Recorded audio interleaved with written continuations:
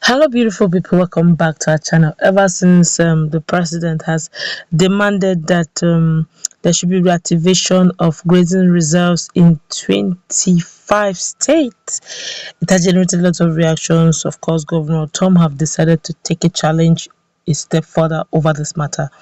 Don't forget that Benue has been one of the worst hit when it comes to the issue of Fulani herdsmen and their atrocities and menaces.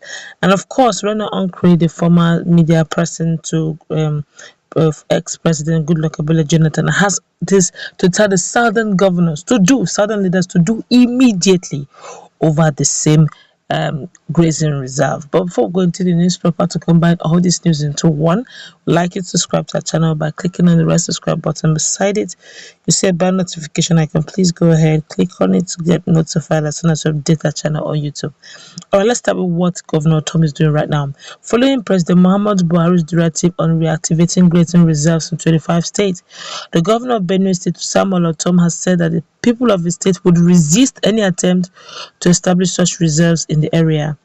Ortom made this known on Arise television, represented by his chief press secretary Akasef. Ortom described the federal government as unfortunate and a very big disappointment. He stressed that Nigeria has since left that stage of grazing reserves and open cattle rearing, noting that he is very sure that Benue is not among the 25 states on the list directed by the president to consider review of grazing reserves. He said, "We are deeply shocked and disappointed in the federal government. We expected that with the arrays of personalities on that committee, you will expect that they will live up to their true meaning as exceptions for others, and an expectation for all Nigerians as patrons.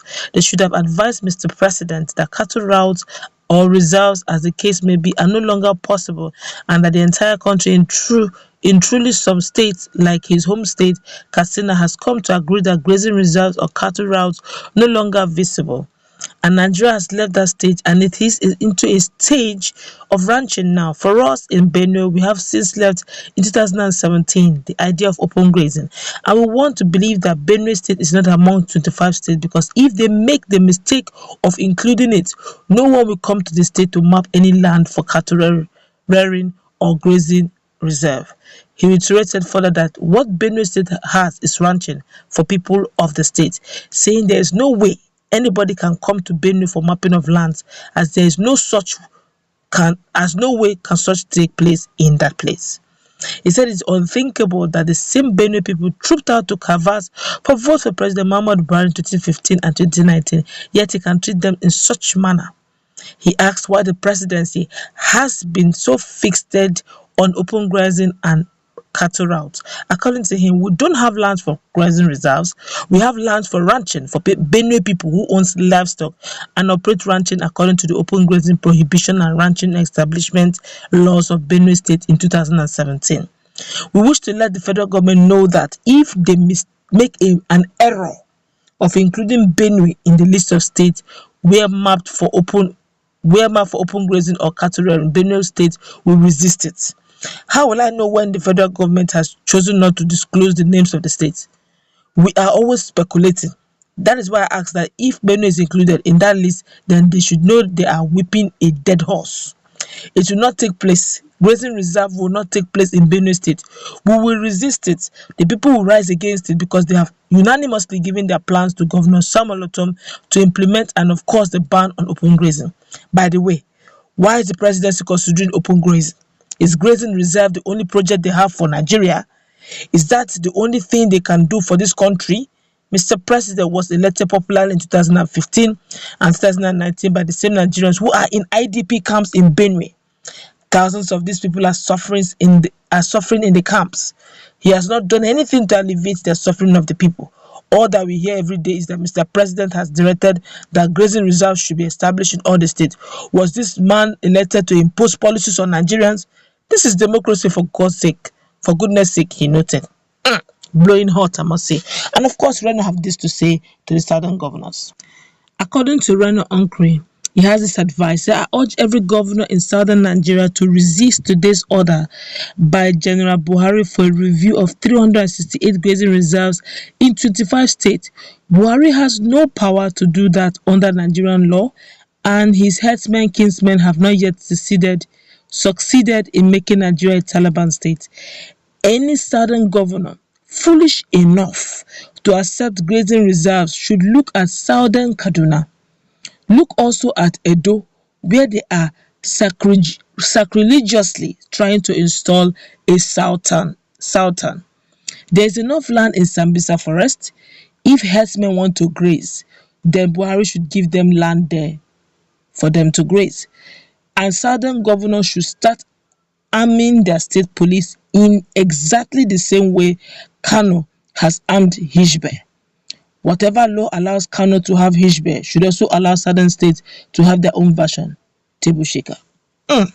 Uncle is truly shaking tables, and people are probably wondering what's going on in Edo and Southern Kaduna. For some of us who do not know, Southern Kaduna has been crying a lot over the issue of insecurity. And now, if you see the way Governor Ortom is blowing hot, you will understand.